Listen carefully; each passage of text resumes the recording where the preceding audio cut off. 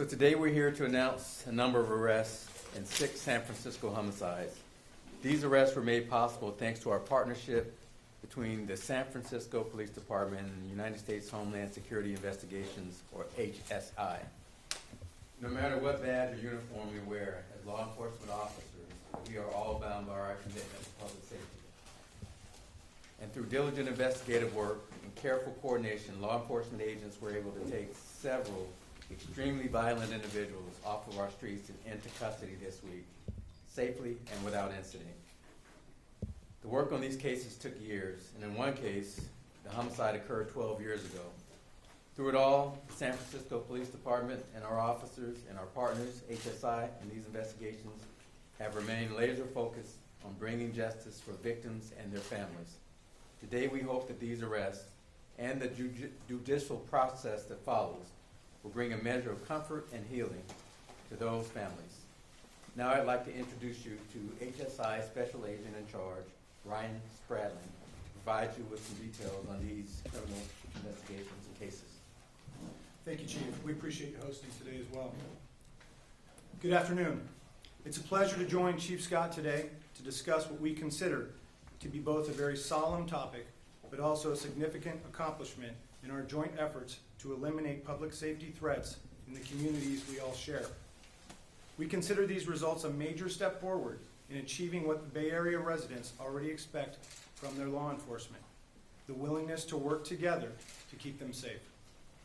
We would like to thank Chief Scott and his team for working closely with Homeland Security Investigations, or HSI, on this highly complex, multi-jurisdictional case that's taken years of hard work and dedication to reach.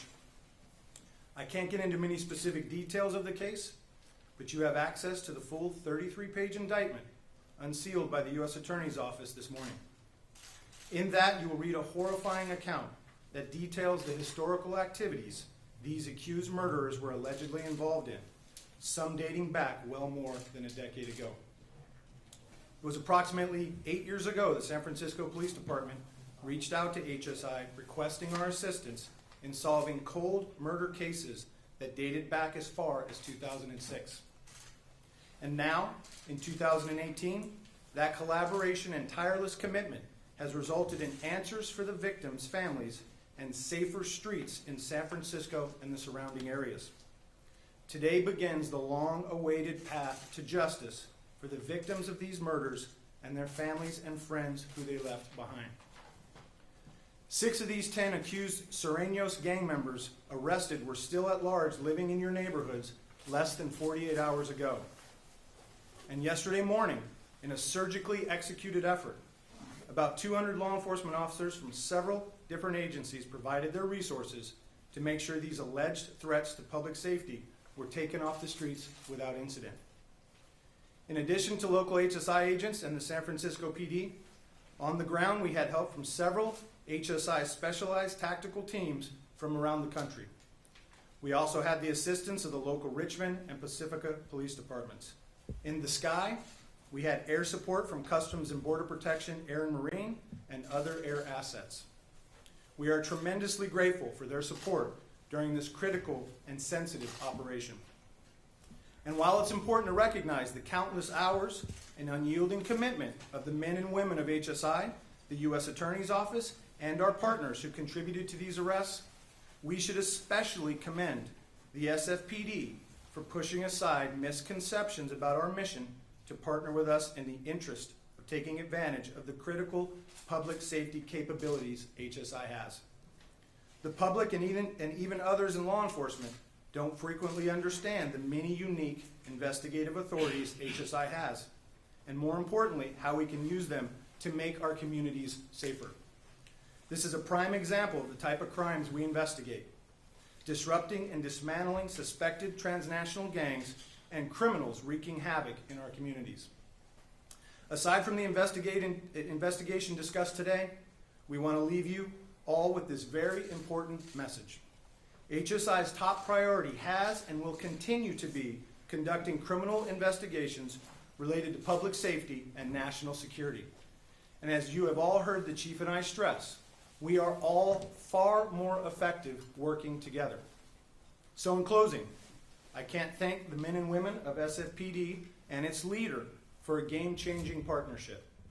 We live in challenging and sometimes dangerous times, and we all need each other to make these communities we all reside in safer. Thank you, and we'll take any questions you might have. Real quick, Chief, do you know if there were any collateral arrests of undocumented people who weren't charged in this conspiracy? And before these arrests went down, were you given some kind of reassurance by HSI that that was not going to be happening? There were no collateral arrests associated with this investigation of these arrests that we made yesterday. And of course we communicated. We are very steadfast in upholding to our policies and our city laws, city and county laws regarding the issues that you're talking about, immigration issues. And I'd like to thank Special Agent in Charge Spradling. He understands what our laws are, what our policies are, and we have a mutual respect for that. So there were no collateral arrests, to your question.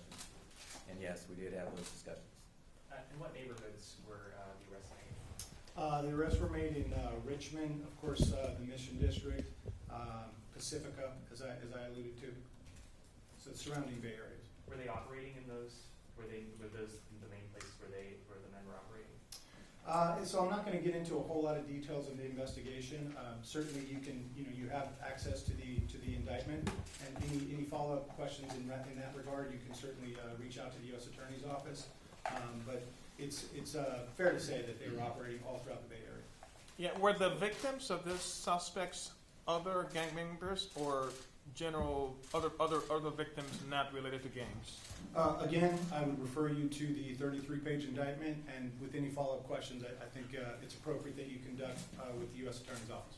Were the suspects undocumented? The 6 that we arrested yesterday were all in status.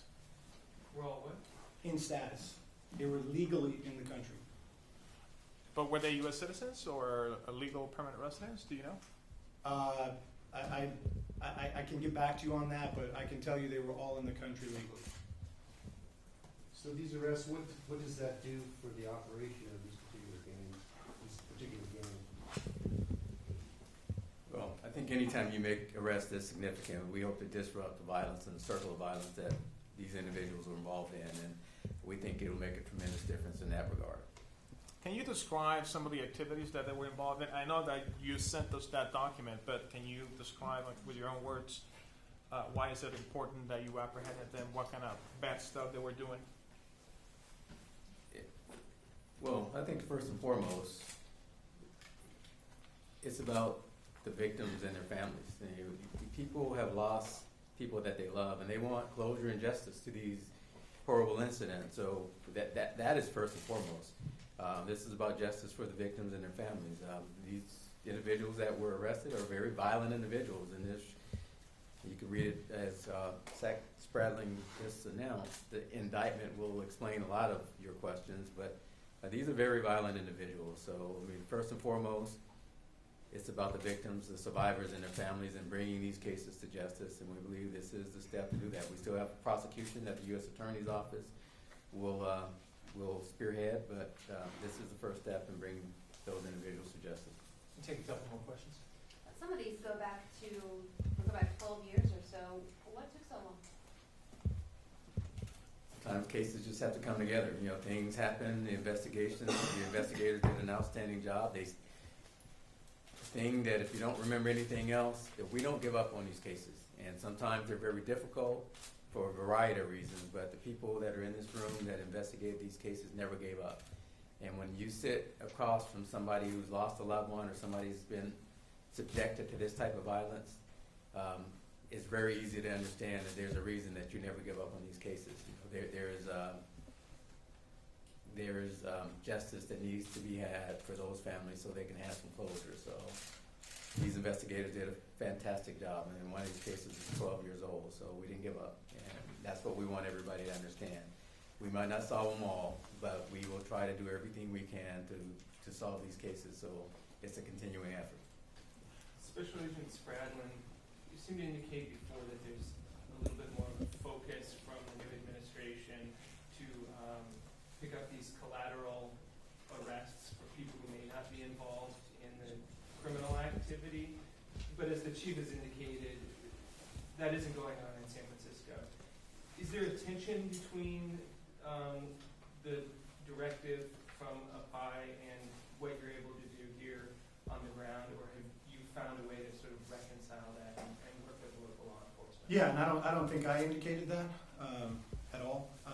But I think today's example answers that question. If we found a way to work with each other, there's no question. But what I think is important for us to mention, and for all of you to take note of, Homeland Security Investigations is the investigative arm of ICE. Okay, Homeland Security Investigations is the second largest investigative component in the entire federal government. Our priority, our mission, is to conduct complex transnational criminal investigations. So, but I think you answered your own question when you asked if we have found a way to work with each other. First and foremost, that's what HSI does. We do not initiate or participate in cases because of someone's immigration status. When HSI gets involved or initiates a case, it's because of somebody's suspected criminal activity. So that's important that you know that. But absolutely, we have figured out a way to work with each other because, to the chief's credit, he understands exactly what HSI does and what we bring to the table, and we understand what his excellent detectives and all his officers do too. And we both realize we need each other to keep the streets safer. And I think today is a great example of that. Thank you. We'll take a couple of one-on-ones afterward as well, too. Thank you very much for coming out today. Thank you all.